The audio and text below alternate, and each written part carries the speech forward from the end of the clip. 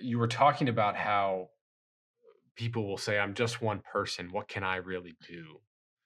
Uh, when holy moments get put in light of the enormous problems that are facing our culture and our world, and even in the messiness of our own individual lives. Uh, and and I want to circle back to that because I've heard you say that people are not just underestimating themselves; they're also underestimating God.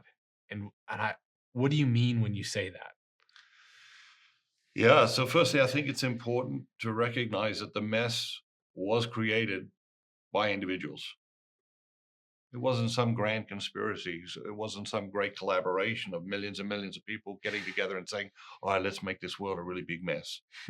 You know, it was individuals choosing unholy moments, turning their back on holy moments, choosing unholy moments. That created the mess. They were individual people. And eh, it's the multiplication of individual people and their choices um, that led us to where we are today. We want to believe that there's some big solution that will liberate us from taking on our personal responsibility and doing our part to bring about the desired outcome, the desired result. There isn't.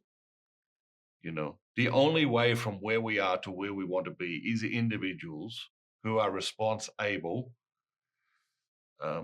responding to situations in ways that improve themselves, improve other people, and improve the world.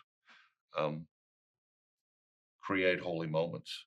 Hmm. Uh, so I think that's the first thing that's important to understand um, in relation to your question, and then in relation to the concept that um, we underestimate ourselves. Um, I think that's easy for people to see. I think we see that in ourselves, um, but we do also underestimate God. Um,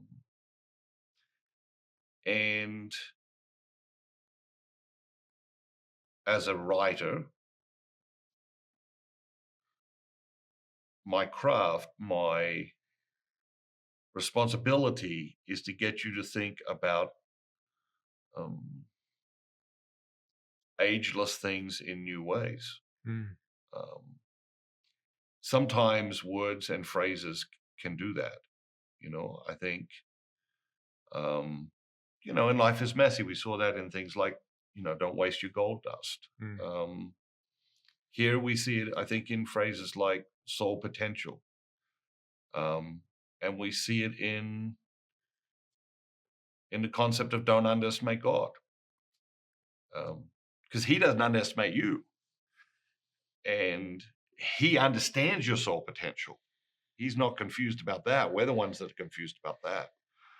And when we say, I'm only one person, we're underestimating what God can do in us and through us and in collaboration with us.